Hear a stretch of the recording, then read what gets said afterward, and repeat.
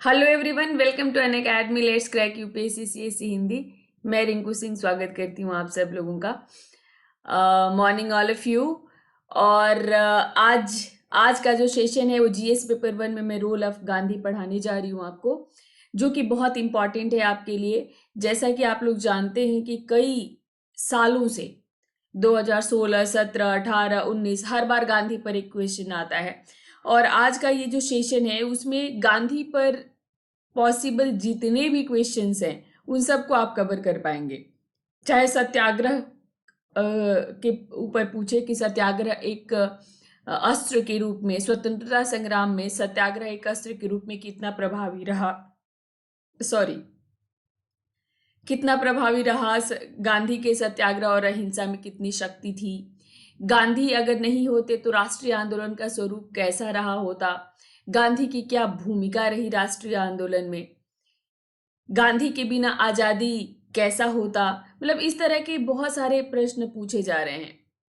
तो ऐसे ऐसे सभी प्रश्नों का आंसर आप दे पाते हैं अगर आपका गांधी का सत्याग्रह और गांधी की भूमिका पूरी तरह से आपको क्लियर रहता है। तो बस उसी लाइन लेंथ पर चलते हुए सारे फैक्ट्स को डाल देना होता है।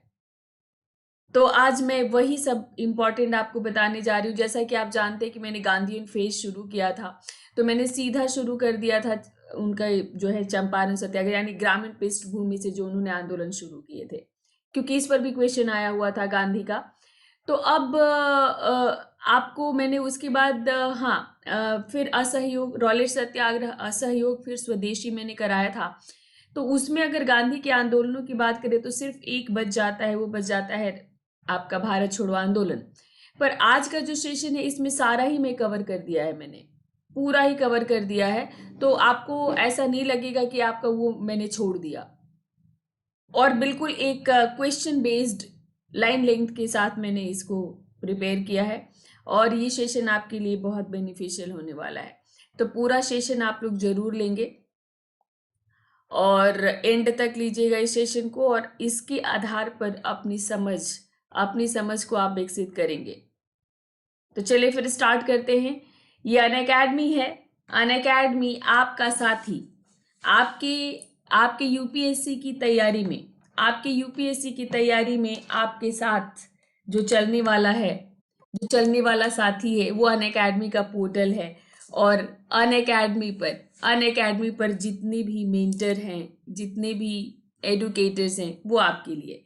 तो बस आप अनअकैडमी से जुड़ जाइए। जितनी जल्दी जुड़ना चाहते हैं, जुड़ सकते हैं, आप जुड़ जाइए अनअकैडमी से। यहाँ पर जैसे ही आप जुड़ेंगे आपकी तैयारी बिल्कुल एकदम फुल फ्लेज शुरू हो जाएगी। तो यहाँ पर बस आने के लिए आपको एक लर्निंग ऐप डाउनलोड करना है, वहीं पर कोर्स सेलेक्ट करके वहीं से सब्सक्रिप्शन लेना है। यहाँ पर बहुत सारी फ्री क्लासेज भी अवेलेबल हैं। तो बहुत सारे टॉप के एडुकेटर्स और इनके बहुत सारे कोर्सेज अनअकैडमी पर अवेलेबल हैं। अगर आप लाइव क्लास नहीं लेना चाहते, आप चाहते हो कि मैं जल्दी से अपनी तैयारी कंप्लीट कर लूँ, तो आप रिकॉर्डेड सेशंस वहाँ पर अवेलेबल हैं। हिस्ट्री, ज्योग्राफी, पॉलिटी, किसी के लिए भी आपको बैच स्टार्ट करने का वेट ही नहीं करना है। कंप्लीटेड कोर्स यहाँ पर अवेलेबल रहता है। साथ में हर हफ्ते यानी 5वें 6ठे दिन नया बैच शुरू हो जाता है, जिसमें आप लाइव क्लासेस ले सकते हो। ये पूरा का पूरा बैच कोर्स होता है। तो जैसे कल एक कोर्स शुरू हो रहा है, कल फिर एक कोर्स शुरू हो रहा है, एवरी संडे या मंडे नया बैच शुरू होता है। तो आप इसको ज्वाइन कर सकते हैं। ये 6 महीने में आपको ये पूरा का पूरा आपका जीएस कंप्लीट करा देगा। तो यहाँ पर आने के लिए आपको प्लस और आइकॉनिक, जैसा कि आप जानते हैं कि प्लस और आइकॉनिक दो ऑप्शन है आपके पास। तो प्लस लेने के लिए, प्लस का एक नया फीचर ऐड किया है अनअकैडमी ने, और वो ये किया है कि अब वो स्टूडेंट जो 3 साल की भी तैयारी करना चाहते थे, जैसे 3 साल मतलब कि जो 12th वाले हैं, जिनको 2023 में देना है, जिनको जो है, जिनको 2023 में देना है, एक सेकेंड,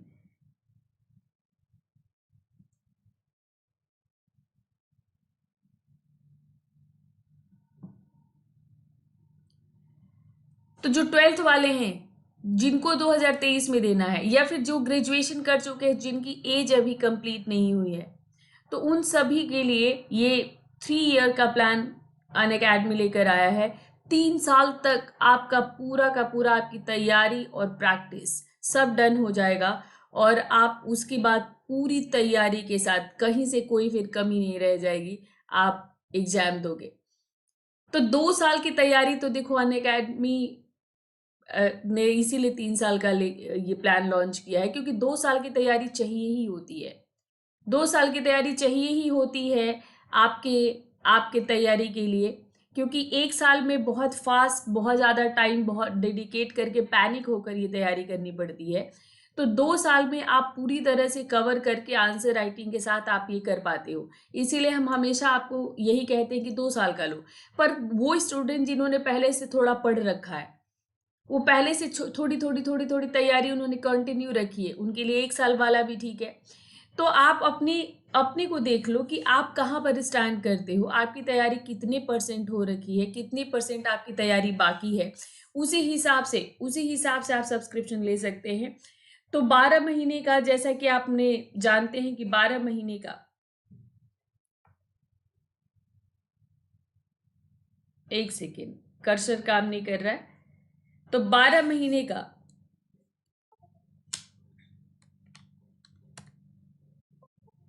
हाँ जी, तो 12 महीने का 44,550 रुपये, 1 साल का, 2 साल का 64,800 और 3 साल का 81,000, 81,000 में है मेरे इस कोड के साथ। और आप अगर आइकॉनिक लेते हो जिसमें आपको एक पर्सनल कोच मिल जाता है, एक मेंटर मिल जाता है, तो ये आप जो है, आप मतलब 1 साल का लेते हो तो 62,550 रुपये, 2 साल का लेते हो तो 96,300 और 3 साल का लेते हो तो 1,26,900, यानी लगभग 1,27,000 में आपको 3 साल का मिल जाएगा। पूरे 3 साल तक एक मेंटर के गाइडेंस में आप अपनी तैयारी करते रहेंगे। मेरा ये कोड है रिंकू लाइव, इसके साथ अब सिर्फ आप ऑप्शनल के लिए भी सब्सक्रिप्शन ले सकते हैं अनअकैडमी पर, और ये सभी ऑप्शनल सब्जेक्ट्स हैं जैसा कि आप देख पा रहे हैं। तो इनका इनका जो आप लेते हैं इनका सब्सक्रिप्शन, तो आपका ये जो फी स्ट्रक्चर है ये भी 1 महीने से लेकर 3 साल तक का है। 1 महीने से 3 साल तक इसमें भी हमने प्लान लॉन्च कर दिया है, और इसमें आपका 1 साल का है 24,750 रुपये में। तो 1 साल का जरूर लेना, 6 महीने में कोई भी कोर्स कंप्लीट हो जाता है वैसे, लेकिन इसमें क्या है कि आप बहुत स्पीड अप होकर आपको पढ़ना पड़ता है, और फी में ज़्यादा फर्क भी नहीं है, एक 20,000 का है, एक 24,000 का है। तो आप 24,000 वाला ही लेना, 24,750 रुपये, ये है 20,250 रुपये। तो कम से कम 1 साल का लेना, बाकी आगे आगे अपने उस पर अपना कब एग्जाम देना है, कितना ड्यूरेशन है आपके पास, कितनी तैयारी है आपके पास, उसके अकॉर्डिंग डिसाइड कर लेना। तो रिंकू लाइव मेरा कोड है, तो ये मेरा कोड है रिंकू लाइव, और ये है मेरा टेलीग्राम लिंक। यहाँ पर आप मुझे कांटेक्ट कर सकते हैं, और यहीं पर आपको मेरी क्लासेस का PDF मिलता है। तो सबसे ज़रूरी है कोड याद रखना, रिंकू लाइव। इस कोड के साथ आप आते हैं तो पूरी तरह सिस्टम में मेरे साथ तैयारी करेंगे, हर तरह से मैं आपको गाइड करती हुई चलूँगी। तो चलिए फिर स्टार्ट करते हैं। गांधीयन मूवमेंट हम लोग शुरू करने जा रहे हैं कि एक गांधी हैं जिन्होंने अपने सत्य और अहिंसा के बल पर भारत को आज़ादी दिलाई। क्योंकि इसके पहले कांग्रेस जिस तरह से चल रही थी, आपने कांग्रेस की स्पीड देखी, और कांग्रेस कुछ उल्लेखनीय नहीं कर पा रही थी। हालांकि गांधी के पहले तिलक ने थोड़ा थोड़ा जो है संघर्ष को धार देने की कोशिश की थी, लेकिन उसके बाद कोई ऐसा उल्लेखनीय नेता नहीं रहा जिसने उसको धार दी हो। तो कांग्रेस के भीतर जो आंदोलन शुरू हुए, उसमें जो इम्पैक्ट आया, जो प्रभाव आया, वो गांधी द्वारा किए गए आंदोलनों का ही आया। बाकी जो साम्यवादी आंदोलन थे, जो क्रांतिकारी आंदोलन थे, उनको तो सरकार पूरी तरह से दबा रही थी, दमन कर देती थी सरकार, उन आंदोलनों को कुचल देती थी। और अगर गांधी नहीं होते तो शायद बहुत लंबा समय लग जाता भारत को आज़ादी हासिल करने में। तो ये जो है आपका जो है गांधी जी का सत्याग्रह और भारतीय राष्ट्रीय आंदोलन में उनकी भूमिका, इस पर हम लोग बात करेंगे। और यहां से आप इस तरह के सभी गांधी से जुड़े हुए सभी आंसर्स आप कर पाएंगे। सिर्फ आप थोड़ा सा अपने दिमाग को एनालिटिक रखिएगा, क्वेश्चन को समझिएगा और कि क्वेश्चन किस तरह से पूछा गया है। तो इसमें आपका गांधी का जो तरीका रहा, गांधी जी को मैं देख रही थी, तो गांधी जी का जो तरीका रहा वो क्या है कि अहिंसा, अहिंसा को उन्होंने अपना अस्त्र बनाया अपने आंदोलनों के लिए। और ये एक अमोघ शक्ति थी, अमोघ शक्ति। सत्य की विजय होती है, हमेशा सत्य की ही विजय होती है। तो इस सत्य के अंतिम विजय पर गांधी जी का चिरस्थायी विश्वास था कि जीत तो सत्य की ही होगी। कभी झूठ जीतता नहीं है और सत्य कभी हारता नहीं है, समय लगता है। तो हमें बहुत पेशेंस के साथ, धैर्य के साथ इंतजार करना चाहिए समय का, लेकिन सत्य हमेशा जीतता है। इसी विश्वास के आधार पर गांधी जी ने अपने सत्याग्रह सत्याग्रह को सुनियोजित गति दी और ये आज तक चल रहा है। और विदेशों में भी लोग गांधी के सत्य अहिंसा को जानते हैं, गांधी को जानते हैं और भारत को जानते हैं। गांधी जो भी आंदोलन करते थे वो एक जन आंदोलन बन जाता था, जन आंदोलन बन जाता था। और इसमें सरकार सरकार इसका वो भी नहीं कर पाती थी, जो सरकार है सरकार इसका विरोध भी नहीं कर पाती थी, क्योंकि सत्ता के विरोध में जैसे वो जो तरीके अपनाते थे वो गैर कानूनी होता ही नहीं था, वो गैर कानूनी नहीं होता था। तो आप दमन चक्र कैसे चलाओगे? हालांकि भारत में अंग्रेजी सरकार ने फिर भी किया। तो लेकिन इस सत्याग्रह का आधार बनाकर कई देशों में स्वतंत्रता हासिल की गई। और ये जो है दक्षिण अफ्रीका का तो नेल्सन मंडेला का आप सब लोग जानते ही हैं। पोलैंड पोलैंड की जो एकता की विजय रही, मर्यादित है लेकिन सत्याग्रह के कारण बहुत प्रभावी सिद्ध हुई। पोलैंड की एकता भी जो है काफी प्रभावी सिद्ध हुई। और ये जो है, अब हम लोग बात करते हैं सत्याग्रह है क्या, आखिर सत्याग्रह है क्या? तो सत्याग्रह, जैसा कि मैं हमेशा आपको बताती हूँ कि किसी भी वर्ड का मीनिंग समझने के लिए आप उसको ब्रेक करके समझिए, विच्छेद करके समझिए। तो सत्याग्रह का मतलब सत्य प्लस आग्रह, सत्य का आग्रह सत्याग्रह होता है। तो आग्रह का मतलब सत्य के लिए आपकी हट, सत्य के लिए आपकी जिद, सत्य के लिए आपकी जिद, सत्य, किसी भी हालत में आप सत्य का साथ नहीं छोड़ेंगे। तो इसकी जो सत्याग्रह जो शब्द है, गांधी इसके जन्मदाता नहीं है। ये एक तरह से एक वैदिक शब्द है, सत्यबद्धता। उसी का प्रयोग गांधी ने अपने राजनीतिक विचार और प्रक्रिया के लिए किया। तो भारत में इसकी पुरानी जड़ें रही हैं। और जैसा कि आप जानते हैं कि गांधी की माँ बहुत धार्मिक प्रवृत्ति की थी, गांधी की माता। और उनसे उनसे ये काफी काफी प्रभावित भी रहे अपनी माँ से। पुतलीबाई नाम था ना गांधी की माँ का। काफी प्रभावित रहे। और गांधी जो है खुद भी धार्मिक प्रवृत्ति के रहे, तो उन्होंने भारत की जो धार्मिक ग्रंथ हैं उनका भी अध्ययन किया था। उसका एक असर इनके पास था, ऊपर था, गांधी के ऊपर। और उसी को एक तरह से उन्होंने जो है अपना राजनीतिक विचार उन्होंने धर्म के आधार पर ही बनाया। तो सत्य को ईश्वर मानते थे, सत्य को जो वो मानते थे, सत्य को मानते थे कि सत्य जो है ईश्वर के समान है। आप जब एथिक्स में पढ़ते हैं गांधी की फिलॉसफी, तो उसमें भी ये दिया हुआ है कि सत्य शब्द का प्रयोग ईश्वर के स्थान पर गांधी ने किया। तो जैसे आप ईश्वर को कभी झुठला नहीं सकते, जैसे ईश्वर का आप अपमान नहीं कर सकते, जिस तरह से आप ईश्वर की आराधना करते हो, बिल्कुल उसी तरह से आपको सत्य का भी आराधना करना है, सत्य का भी। 1 सेकेंड दीजिएगा।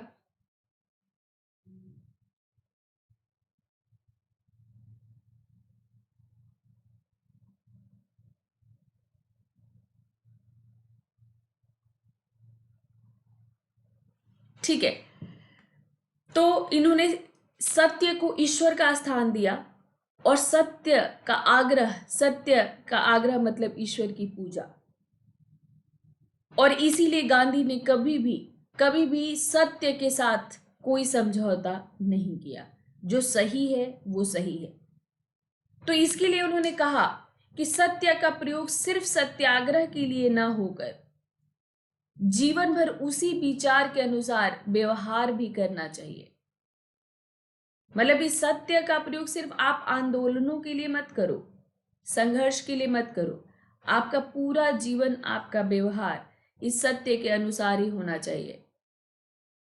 तो अपने दर्शन को गांधी ने सत्याग्रह का ही नाम दिया था। और आप इसमें जैसे देखेंगे कि मतलब उन्होंने हमेशा यही बात कहा कि सत्य पर टिके रहो, सत्य पर टिके रहो। और इसमें जो है सच्चाई में जो ताकत होती है, इसमें प्रेम की ताकत होती है, आत्मबल होता है। जो सत्य है, अगर सत्य को आप अपने भीतर धारण करते हो तो ये आपको आत्मबल भी देगा और आपको हर प्राणी से, जीव मात्र से प्रेम करना भी आपको सिखाएगा।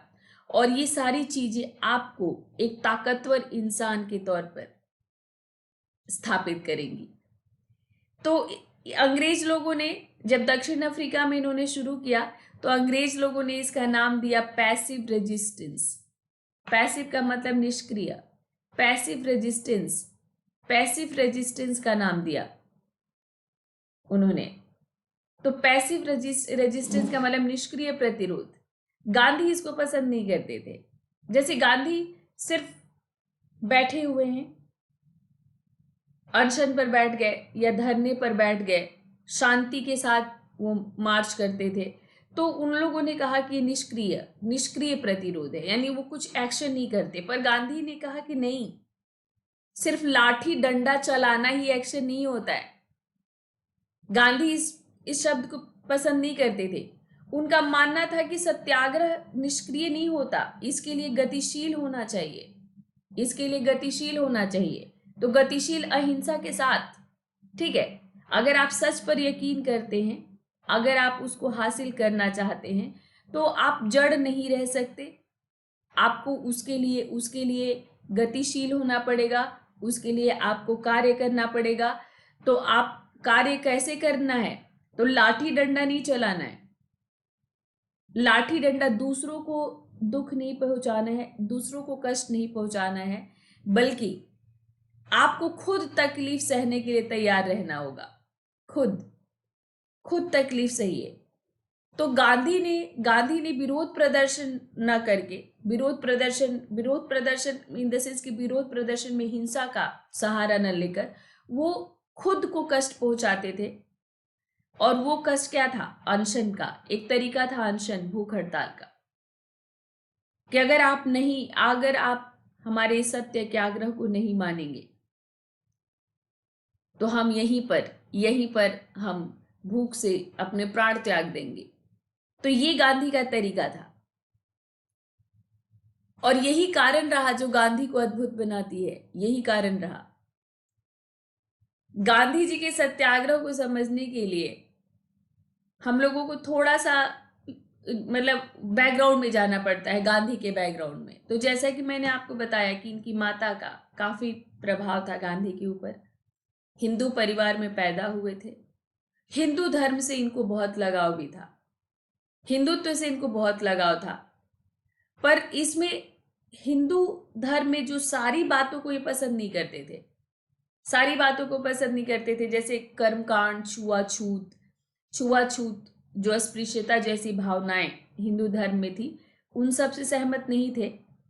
लेकिन अहिंसा के मार्ग से सत्य की खोज, इन शब्दों में गांधी ने हिंदुत्व की परिभाषा दी, इन शब्दों में। और आप देखेंगे तो सत्य की खोज बुद्ध ने भी अहिंसा की बात की, महावीर ने भी अहिंसा की बात की। तो अहिंसा एक ऐसा तत्व है, एक ऐसा दर्शन है कि जिसको भारत में शुरू से माना गया इसको। तो बुद्ध और महावीर का जो अहिंसा था वहां पर उसमें जीव हत्या प्रमुख स्थान था, जीव हत्या नहीं करना। हालांकि अपने प्राणों से, वचनों से, अगर आप अपने वचन के द्वारा, अपने व्यवहार के द्वारा अगर किसी को कष्ट पहुंचाते हैं तो वो भी हिंसा होता है। उन्होंने कहा कि वो भी एक हिंसा है। तो उन्होंने भी हर तरह की अहिंसा की बात की थी और गांधी ने इसी को प्रमुख स्थान अपने दर्शन में दिया। और जैसा कि बौद्ध दर्शन और जैन दर्शन की भी उत्पत्ति हम हिंदुइज्म से ही मानते हैं, हिंदू धर्म से ही मानते हैं, तो गांधी भी इस धर्म से हमेशा जुड़े रहे, हमेशा जुड़े रहे। और इन्होंने इन्हीं सब का एक सार लेकर सोचते थे। गांधी अकेले में काफी वक्त बिताते थे, सोचते थे।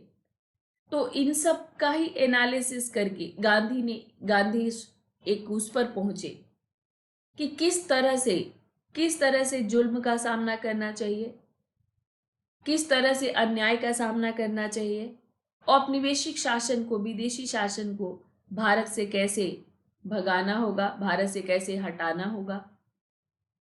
तो उसके लिए इन्होंने जो सत्याग्रह का जो रास्ता अपनाया, तो उसमें जो तकनीकें इन्होंने अपनाई, सत्याग्रह की जो इनकी तकनीक रही, क्या क्या करते थे ये सत्याग्रह के तहत। तो ये असहयोग, एक तो असहयोग करते थे व्यवस्था के साथ, सिस्टम के साथ, नॉन कोऑपरेशन, सविनय अवज्ञा करते थे कि विनय के साथ हम आपकी कोई भी बात नहीं मानेंगे। ठीक है। हिजरत जैसे हिजरी संवत आपको पता है ना, तो हिजरी संवत का मतलब होता है कि मक्का से जिस दिन मदीना चले गए थे, मक्का से मदीना जो गए थे, पैगंबर मोहम्मद जो गए थे, तो मक्का में बहुत उनका विरोध होने लग गया था, तो उन्होंने उस स्थान को ही छोड़ दिया। उसी दिन से हिजरी संवत शुरू हुआ। तो इस घटना को हिजारत कहते हैं, हिजरत या हिजरत। तो हिजरत का अर्थ क्या होता है? हिजरत का अर्थ होता है कि आपको अगर बात अच्छी नहीं लग रही है, अगर आप सहमत नहीं हैं, तो आप चुपचाप वहां से चले जाओ, आप वो स्थान ही छोड़ दो, उस जगह को ही छोड़ दो आप। तो हिजरत को इन्होंने शामिल किया था, उपवास को शामिल किया था, हड़ताल को शामिल किया था। तो जब भी सत्याग्रह की तकनीक आपसे पूछी जाए, जब भी सत्याग्रह की तकनीक पूछी जाए कि क्या सत्याग्रह क्या था और सत्याग्रह की क्या तकनीकें गांधी ने इस्तेमाल किया राष्ट्रीय आंदोलन के भीतर, तो आप असहयोग, सविनय अवज्ञा, हिजरत, उपवास और हड़ताल कहेंगे। और हिजरत का मीनिंग हमेशा याद रखिएगा। तो गांधी जहां भी जाते थे, गांधी के पीछे एक हुजूम जमा हो जाता था। तो ये गोलमेज सम्मेलन में जब भाग लेने गए थे, द्वितीय गोलमेज सम्मेलन में जब गांधी भाग लेने गए थे, तो ये लंदन का है। और आप देख पा रहे हैं कि कितनी ब्रिटिशर्स इनके पीछे पोज देने में खुशी महसूस कर रहे हैं। तो गांधी का जो सत्याग्रह का जो तकनीक है वो अफ्रीका से शुरू होता है, अफ्रीका से। और अफ्रीका में गांधी जब गए तो वो तो कहानी आपको मालूम है कि अफ्रीका में ये वकालत करने के लिए गांधी गए थे। और वहां पर उन्होंने देखा कि भारतीयों के साथ और कुछ जो अफ्रीकन्स थे उनके साथ, यानी जो काले लोग थे उनके साथ भेदभाव किया जा रहा है, नस्ल भेद किया जा रहा है। बहुत सारे भारतीय वहां पर काम करने के लिए गए थे, उनकी परेशानी को देखा, उनके साथ हो रहे अन्याय को देखा। तो जो उन्होंने वहां पर अफ्रीका में जब इनके साथ भी दुर्व्यवहार हुआ, तो इन्होंने जब वहां पर शुरू किया, वहीं पर सत्याग्रह का इस्तेमाल इन्होंने पहली बार किया था। सत्य अहिंसा के आधार पर आंदोलन, सत्याग्रह का शुरुआत उन्होंने वहीं पर किया था। तो जो कुछ प्रमुख वो हैं, तो इसमें जो है एक भारतीयों के पंजीकरण के लिए जो अध्यादेश जारी हुआ था उसका विरोध किया था इन्होंने। और ये 1906 में से ही इनका एक तरह से सत्याग्रह शुरू होता है। ये भारतीयों के लिए जो पंजीकरण का क्या था कि जो भारतीय वहां पर काम करने गए थे उनको अपना पॉकेट में एक रजिस्ट्रेशन सर्टिफिकेट लेकर चलना पड़ता था, अनिवार्य कर दिया गया। और ये रजिस्ट्रेशन पैसे से होता था, फी से होता था। तो आप साउथ अफ्रीका में आप काम कर रहे हो, आप यहाँ पर काम कर रहे हो, इसके लिए आपको रजिस्ट्रेशन कराना है, रजिस्ट्रेशन फी देना है, और वो हमेशा आपको अपने पॉकेट में लेकर चलना है, हमेशा अपने साथ लेकर चलना है। गोरी सरकार हर जगह चेक करती थी, और अगर वो नहीं है तो फिर आपको तुरंत जहाज में बोर्ड करके वापस भेज दिया जाता था। तो इसका विरोध किया उन्होंने। दूसरा जो रहा, उन्होंने जो है मतलब हाँ, वही पंजीकरण के लिए जो है अपमानजनक था ये। और इन्होंने जो है जोहान्सबर्ग में एक सभा का आयोजन किया, और इस अध्यादेश को आग के हवाले कर दिया गया। ये अपमानजनक था, ये भारतीयों के लिए काफी अपमानजनक था और भारतीयों को मंजूर नहीं था। तो वहां पर दक्षिण अफ्रीका में मतलब इसके साथ ही उन्होंने जो एक विवाह का कानून आया था उसका भी विरोध किया था। उन्होंने सारे विवाहों को, दक्षिण अफ्रीका में अगर आप क्रिश्चियन रीति रिवाज से अगर आपका विवाह नहीं हुआ है और आपने कहीं मंदिर में, या जैसे अभी हम लोगों के विवाह होते हैं, वहां पर बहुत कम लोग होते हैं जो सर्टिफिकेट बनवाते हैं। जो आपके रिश्तेदारों, परिवार और रिश्तेदारों के बीच जो विवाह हो जाता है उसी को मान्य माना जाता है। तो इस तरह से वहां पर ऐसे जितने भी विवाह हुए थे उनको अमान्य घोषित कर दिया उन्होंने। उसके विरुद्ध भी इन्होंने विद्रोह किया था। विद्रोह नहीं करते थे, सत्याग्रह, लेट मी करेक्ट, सॉरी, सत्याग्रह किया था इन्होंने। तो वहां पर गांधी 1915 तक गांधी वहां पर आंदोलन चलाते रहे थे। 1910 में उन्होंने टॉलस्टॉय फॉर्म की स्थापना की थी, और उन सभी भारतीयों का जिनके पंजीकरण को रद्द कर दिया गया था और जिनको अब वहां पर अफ्रीका के भीतर जिनके मतलब घूमना अब उनके लिए अवैध घोषित कर दिया गया था, उनके रहने के लिए इंतजाम इन्होंने टॉलस्टॉय फॉर्म में किया था। तो दक्षिण अफ्रीका में 1915 तक गांधी लड़ते रहे भारतीयों के लिए, वहां के निवासियों के लिए, मतलब जितने भी नस्ल भेद के शिकार थे वैसे लोगों के लिए गांधी लड़ते रहे थे। और भारत में आते हैं 1915 में। भारत में गांधी 1915 में लौटते हैं, और जब भारत में लौटते हैं तो मैं ये आपको पढ़ा चुकी हूं कि सबसे पहले वो पूरे भारत का इन्होंने दौरा किया। 3rd क्लास में चलते थे गांधी, पूरे भारत का दौरा किया, 3rd क्लास में चलते थे। इसका मतलब ये था कि वो सामान्य लोगों की तरह रहकर सामान्य लोगों के बीच घुलना मिलना चाहते थे।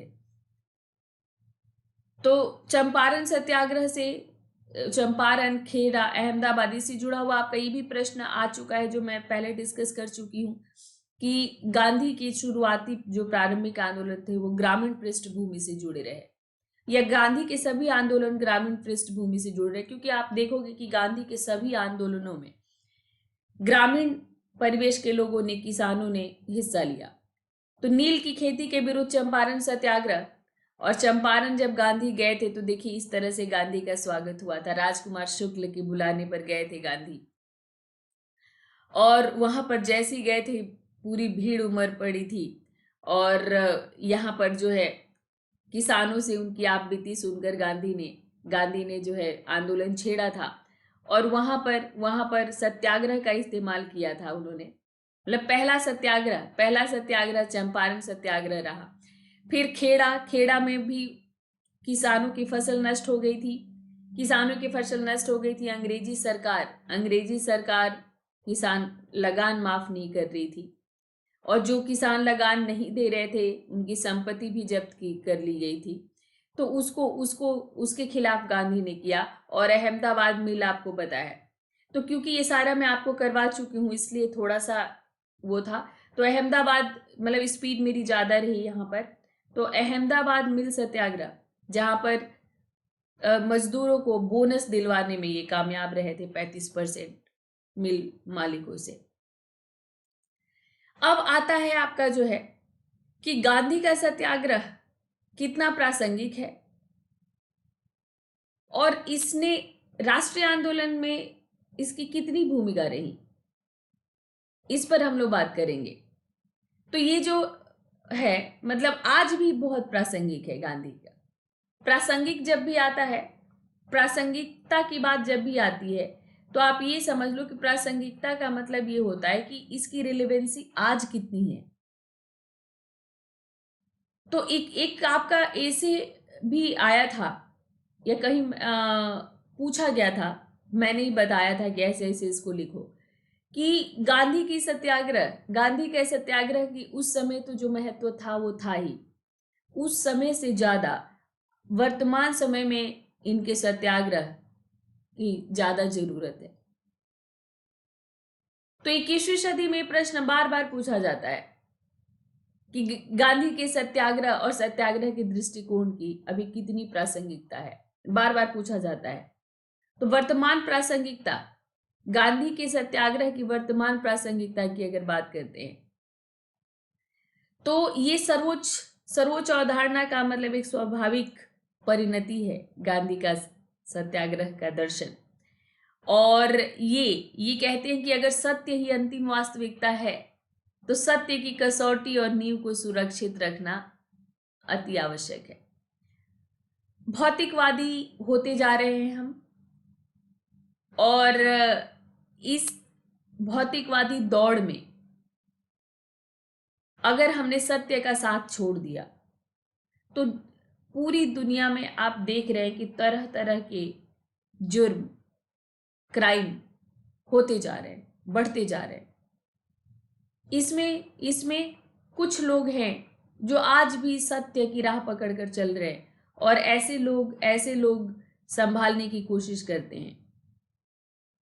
ऐसे में हम गांधी के सत्याग्रह को अगर पालन करते हैं, सत्याग्रह को अगर हम सर्वोच्च रखकर चलते हैं, तो वो हमें यही सिखाता है कि सत्य को किसी भी तरह मत छोड़ो, सत्य को किसी भी तरह मत छोड़ो।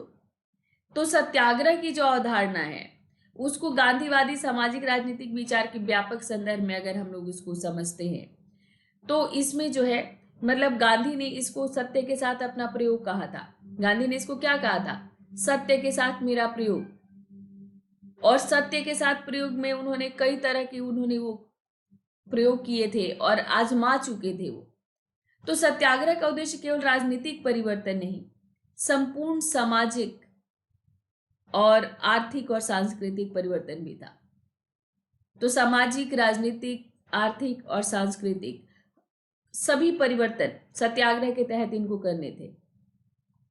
इनको ये कहना था कि न्याय और संघर्ष के समाधान के लिए एक समकालीन साधन के रूप में इसकी जो है मतलब जो प्रासंगिकता का जो संबंध है, ये दुनिया भर के सामाजिक आंदोलनों को आकर्षित किया इसने, गांधी का सत्याग्रह।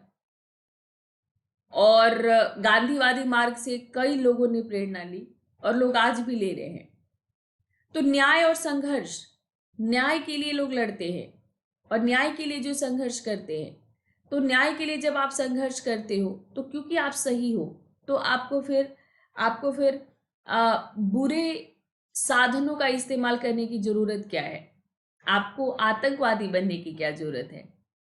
आप हक से अपनी आवाज को उठाओ।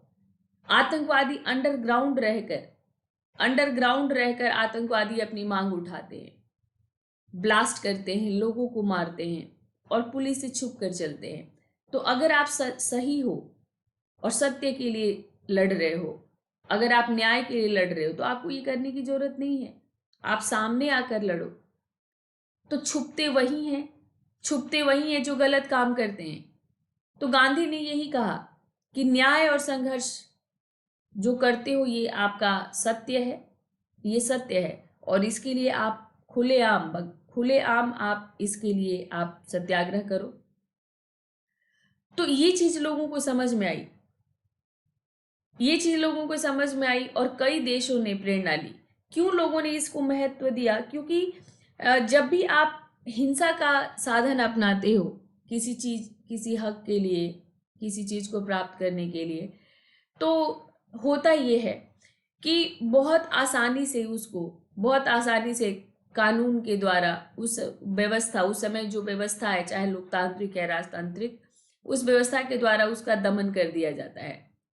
लेकिन अगर आप शांतिपूर्ण तरीके से और निडरता के साथ जब आप अपनी बात को मानते हो, तो फिर आपको कोई, आपका दमन नहीं कर सकता कोई।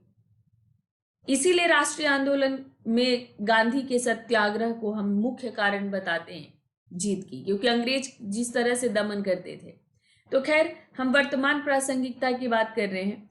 तो वर्तमान प्रासंगिकता में आतंकवाद, आतंकवाद जिस तरह से चल बढ़ रहा है, परमाणु युद्ध का खतरा बढ़ रहा है, इकोलॉजिकल क्षरण हो रहा है, पर्यावरण दिन पर दिन पर्यावरण खराब होता जा रहा है, क्लाइमेट चेंज हो रहा है, जो भूमंडलीकरण है, आज पूरा विश्व एक हो चुका है, उसकी वजह से भूमंडलीकरण की नीतियों से देश में जो आर्थिक, एक तरह से आर्थिक नीतियां, मतलब जैसे भारत का ही मैं आपको बताऊं कि भूमंडलीकरण की वजह से उदारीकरण की नीति अपनाई गई,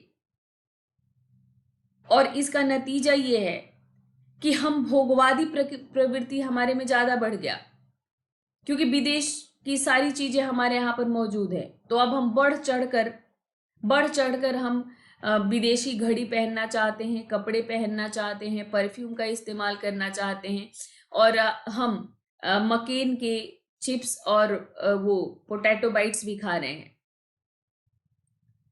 लेकिन भारत का आर्थिक विकास कितना हो रहा है उससे? तो भारत के आर्थिक विकास की बात करें तो भारतीय उद्योगों का क्षरण हो रहा है। गिने चुने लोग हैं जो इन अंतरराष्ट्रीय विदेशी कंपनियों के साथ मतलब प्रतियोगिता कर पा रहे हैं। तो एक तरह से इन आर्थिक नीतियों से जो नतीजे निकले हैं, वो अगर हम अच्छे नतीजों की बात करें तो वो 30% है, और बुरे नतीजे 70% है। ये रेशियो है। तो आज की ये समस्याएं हैं, और इन समस्याओं से निपटने के लिए गांधी की नीतियां बहुत ज्यादा कारगर होंगी।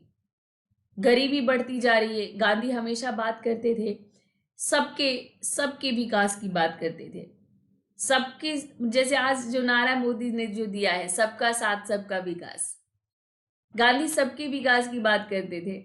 वो कहते थे कि जैसे गैर बराबरी, प्रजातांत्रिक प्रणाली में गैर बराबरी नहीं होना चाहिए, सबका समान विकास होना चाहिए। तो अभी जिस तरह से नागरिक अधिकार सिमटते जा रहे हैं, ठीक है, और जिस तरह से गैर बराबरी बढ़ती जा रही है, इसका हल गांधीवादी तरीके से किया जा सकता है। राष्ट्रीय आंदोलन में अगर हम गांधी की भूमिका की बात करते हैं, तो अब गांधी के बिना, यहां से प्रश्न आया था कि गांधी के बिना राष्ट्रीय आंदोलन का स्वरूप कैसा होता? गांधी के बिना क्या आजादी संभव थी? क्या गांधी के बिना आजादी संभव थी? तो आप जब इसको लिखेंगे तो थोड़ा सा गांधी का बैकग्राउंड देंगे कि कैसे गांधी दक्षिण अफ्रीका से आए, यहाँ पर जब गांधी आए तो उन्होंने आंदोलनों को शुरू किया, और उन आंदोलनों में चंपारण से शुरू करके गांधी ने जो है, मतलब सभी आंदोलनों को देंगे आप, जितने भी आंदोलन हैं। तो फिर चंपारण सत्याग्रह, फिर बारदोली और खेड़ा सत्याग्रह, ठीक है। ये नहीं, बारदोली सत्याग्रह 1928 में हुआ था। ये खेड़ा सत्याग्रह कहिए आप इसको, ठीक है, खेड़ा सत्याग्रह। तो खेड़ा सत्याग्रह, और खेड़ा सत्याग्रह क्यों था मैं आपको बता चुकी हूँ, बस यहाँ पर मैंने आपको दे दिया है। अहमदाबाद मिल, यहाँ अहमदाबाद मिल छूटा हुआ है, अहमदाबाद।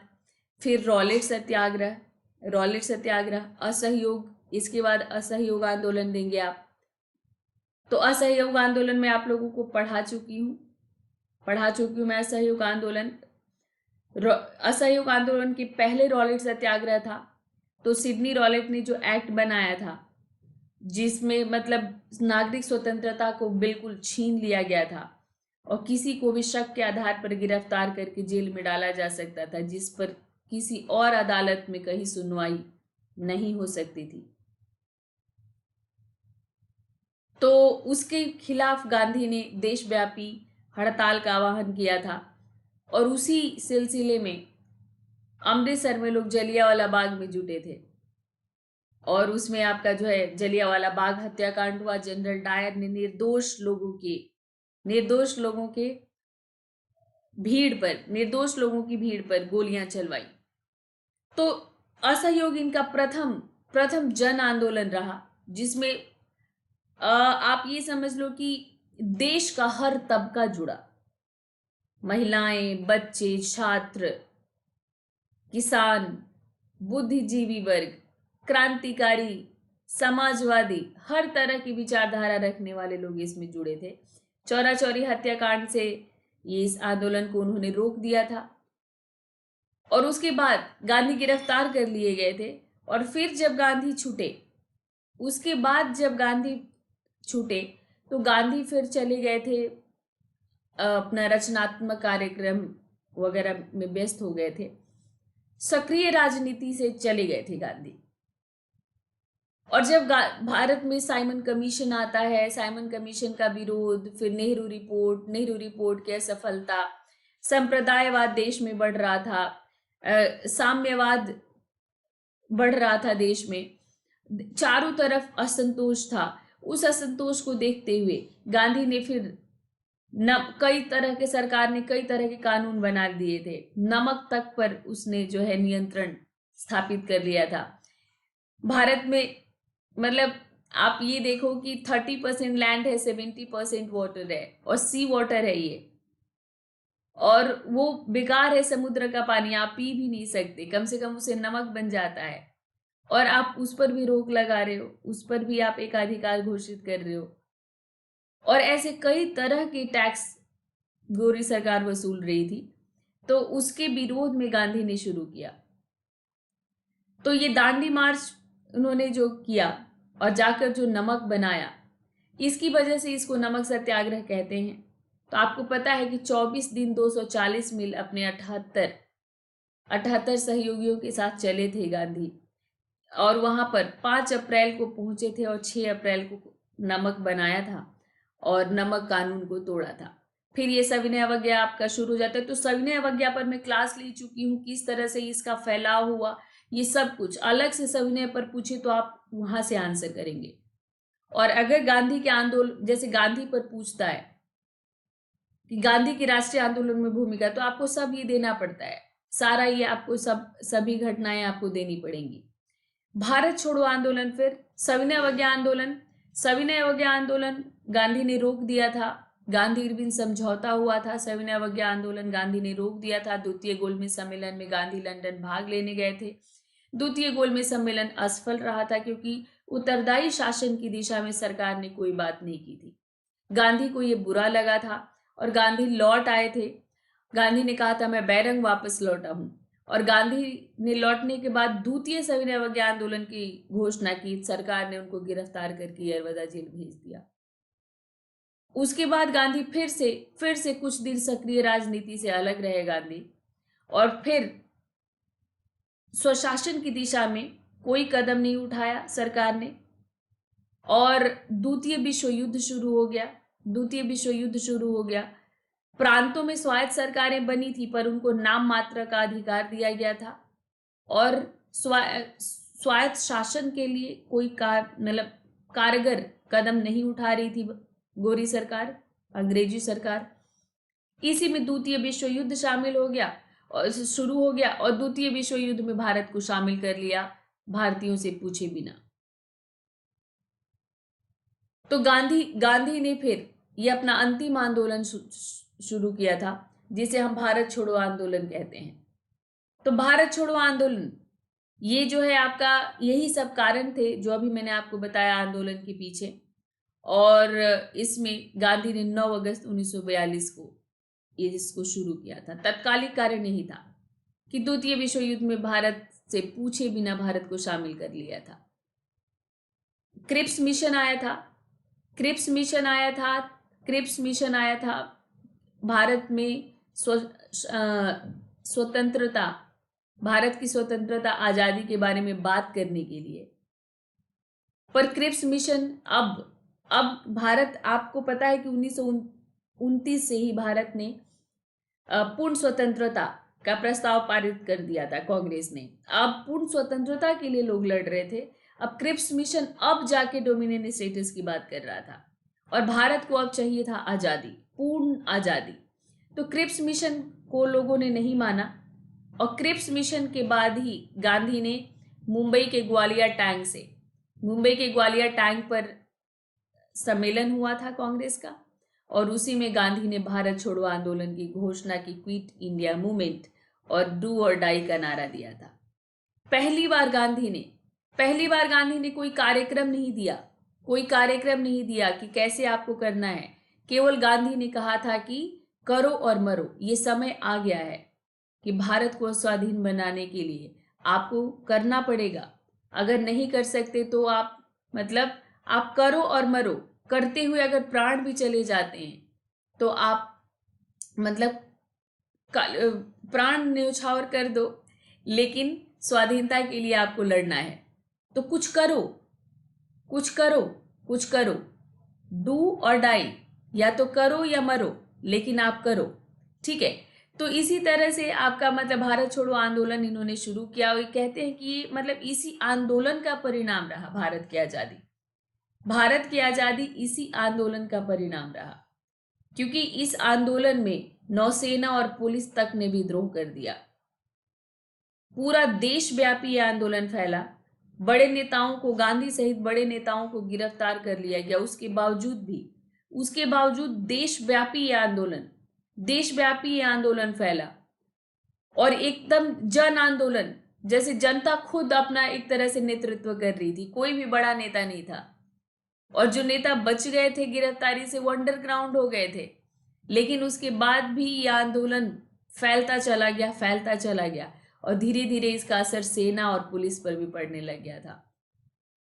तो अंग्रेजी सरकार अब सेना के बल पर भारत पर शासन करने में अब सक्षम नहीं थी। सेना और पुलिस के बल पर ही वो दमन चक्र चलाती थी और इस आंदोलन ने अंततः आजादी ले ही ली।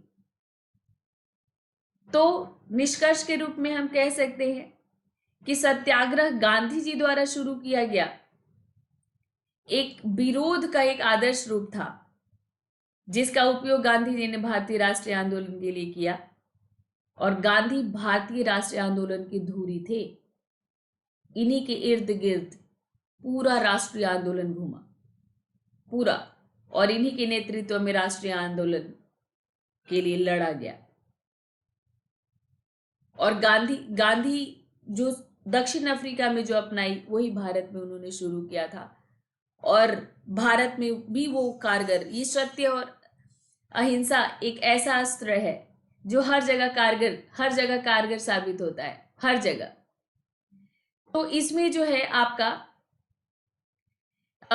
गांधी जी ने जो है सत्याग्रह को जो हथियार के रूप में इस्तेमाल किया, तो इसमें हमेशा उन्होंने कहा कि सत्य और अहिंसा के मार्ग को नहीं छोड़ना है, ठीक है, सत्य और अहिंसा के मार्ग को नहीं छोड़ना है। और जो गांधी का जो ये रहा कि आप अभी भी प्रासंगिकता की बात करें तो अभी भी आप इनके सत्य और अहिंसा का मार्ग अपनाकर शांतिपूर्ण प्रतिरोध के द्वारा, विरोध के द्वारा आप अपनी बात मनवा सकते हो बिना हिंसा का सहारा लिए। अब जैसे गांधी, इसी में आपको अगर पूछा जाएगा कि गांधी नहीं होते तो राष्ट्रीय आंदोलन का स्वरूप कैसा होता, तो गांधी अगर नहीं होते तो सत्याग्रह जैसी कोई तकनीक भी नहीं होती। आप फिर ऐसे बैकग्राउंड डालेंगे कि गांधी ने किस तरह से सत्याग्रह का तकनीक अपनाकर, सत्याग्रह की तकनीक में असहयोग, सविनय अवज्ञा, हिजरत हिजरत अनशन, भूख हड़ताल वगैरह शामिल था। तो अनशन को भूख हड़ताल कहते हैं और एक हड़ताल। तो ये सब का इस्तेमाल करके गांधी ने अंग्रेजों को भारत छोड़ने पर मजबूर कर दिया, क्योंकि वो गांधी को, मतलब गांधी जिस तरह से ये आंदोलन चला रहे थे और जिस तरह से जनता उनका साथ दे रही थी, ब्रिटिश सरकार कुछ कर भी नहीं पाती थी। निर्दोष लोगों से कितना जेल भरती वो, और लोग खुशी खुशी जेल जाते थे। अंतर्राष्ट्रीय समुदाय देख रहा था और अंतर्राष्ट्रीय स्तर पर इनका एक प्रभाव ये जा रहा था कि निर्दोष लोगों पर भारत में अत्याचार कर रहे हैं। कार्ल मार्क्स सहित सभी लोगों ने इस पर अपना बयान दिया था और लोग आलोचना कर रहे थे अंग्रेजों के इस कार्य की भारत में। पर अगर गांधी नहीं होते, हम बात कर रहे हैं कि राष्ट्रीय आंदोलन कैसा होता, तो अगर गांधी नहीं होते तो फिर या तो क्रांतिकारी आंदोलन होता या समाजवादी आंदोलन होता, और क्रांतिकारियों को, साम्यवादियों को, कम्युनिस्टों को तो सरकार शक होते ही गिरफ्तार कर रही थी, फांसी पर चढ़ा रही थी। तो इनको सरकार खूब आसानी से सरकार इन आंदोलनों को कुचल सकती थी। और कांग्रेस में कोई ऐसा लीडर नहीं हुआ जो बहुत प्रभावी तरीके से आंदोलन को कर सके, कांग्रेस के भीतर ऐसा आंदोलन कर सके जिसमें अंग्रेजों की चूल्हे हिल जाए। ऐसा कुछ, मतलब 1915 के पहले देखो ऐसा कुछ नहीं हुआ। हालांकि तिलक ने स्वदेशी आंदोलन में प्रयास किया था। तिलक जैसे ही नेता की जरूरत थी, लेकिन तिलक की मृत्यु हो गई, और तिलक के बाद फिर तिलक के रहते और बाद में कोई ऐसा नेता दिखा नहीं जो गांधी की तरह पूरे देश का नेतृत्व करता। तो गांधी द्वारा किया गया हर आंदोलन पूरे देश का आंदोलन बन जाता था। और ये गांधी के ये व्यक्तित्व का असर था, व्यक्तित्व का प्रभाव था कि गांधी सभी लोगों से जुड़ जाते थे, महिलाओं से, बच्चों से, किसानों से, सब लोगों से जुड़ जाते थे। और सभी गांधी में अपनी आस्था को रखते हुए सबको ये विश्वास हो गया था कि गांधी हमें आजादी दिलाएंगे। तो लोग गांधी को भगवान के रूप में देखने लग गए थे, गांव के लोग। तो जब असहयोग आंदोलन गांधी ने चलाया तो गांधी बाबा की जय कहते हुए किसानों ने महाजनों के सारे खाते बही जला दिए थे। तो गांधी अगर नहीं होते तो देश को स्वतंत्रता पाने में और अधिक समय लग जाता।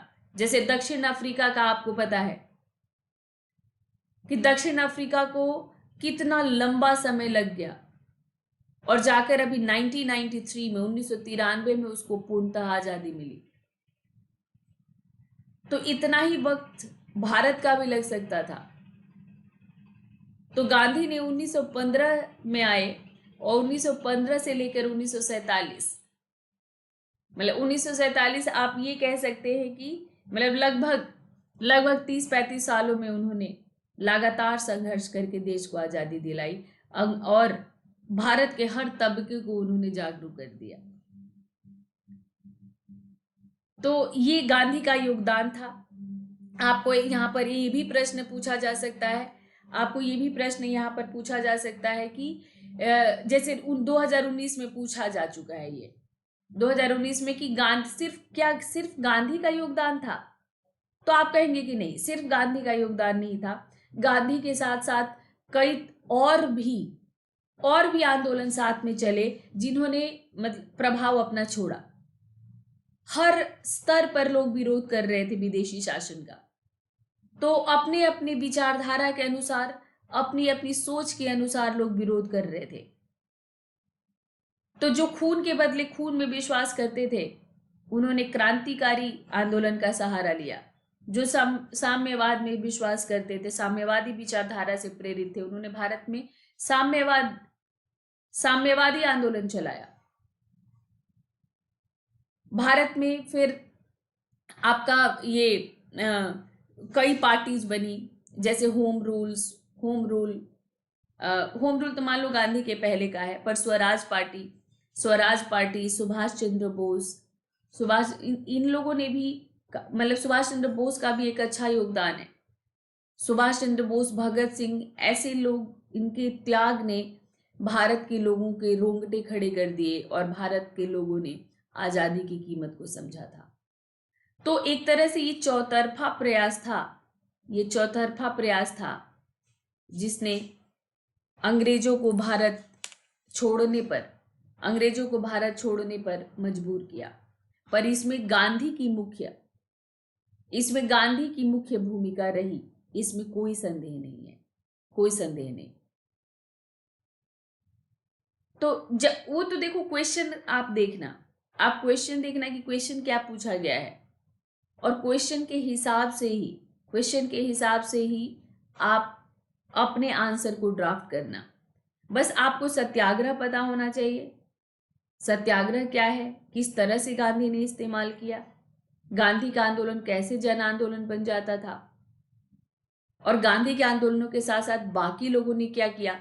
तो पूरा राष्ट्रीय आंदोलन आपको याद रखना है। इसका ये पूरा खाका आपके दिमाग में होना चाहिए। राष्ट्रीय आंदोलन का। फिर प्रश्न कैसा भी पूछा जाए, बस आप उसको पिरो दो, अपनी बातों को उस तरीके से रख दो। ये करना है आपको। अभी भी जो मेरा बचा है, इसमें राष्ट्रीय आंदोलन में महिलाओं का कितना योगदान रहा, अभी ये हमारा बचा है।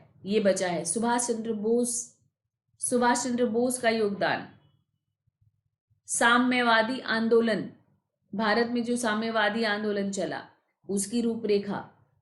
तो ये कुछ अभी इंपॉर्टेंट क्वेश्चंस बाकी है। क्रांतिकारी आंदोलन बाकी है। भगत सिंह की भूमिका पर बात करेंगे। तो अभी ये कुछ बाकी है। ये अभी मैं आप लोगों को कांग्रेस वाले बता रही थी सारे। तो कांग्रेस की जब हम लोग बात कर रहे थे, तो कांग्रेस की बात करते हुए मैं पूरा गांधीयन फेज तक आपका मैंने पूरा करा दिया। तो इसमें जैसे अगर सिर्फ भारत छोड़ो आंदोलन पर पूछा जाएगा तो थोड़े और तथ्य डालने होंगे।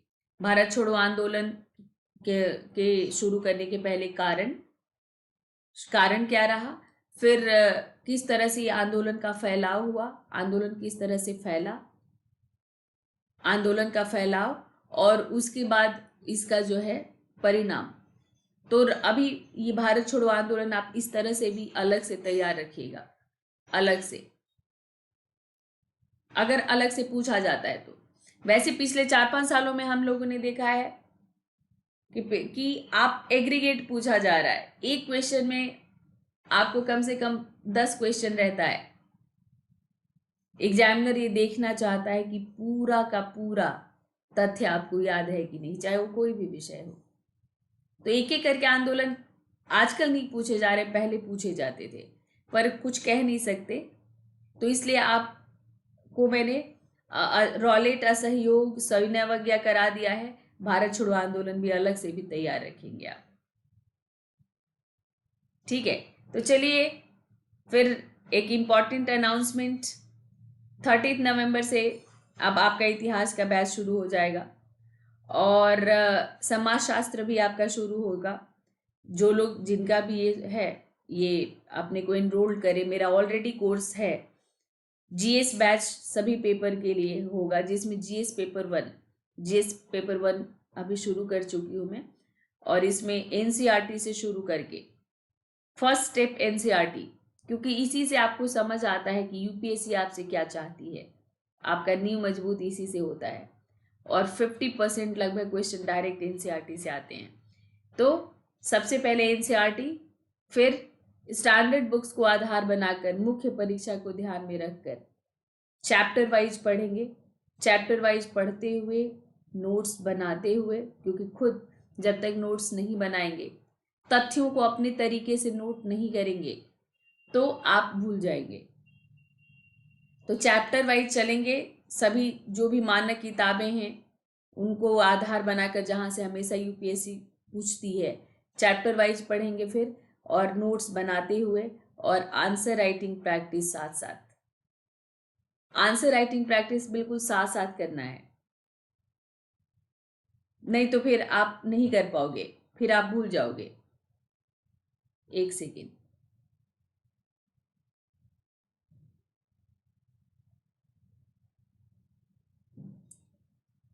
तो हर चैप्टर को पहले पढ़ना है, नोट्स बनाना है और फिर उस पर आंसर राइटिंग करना है।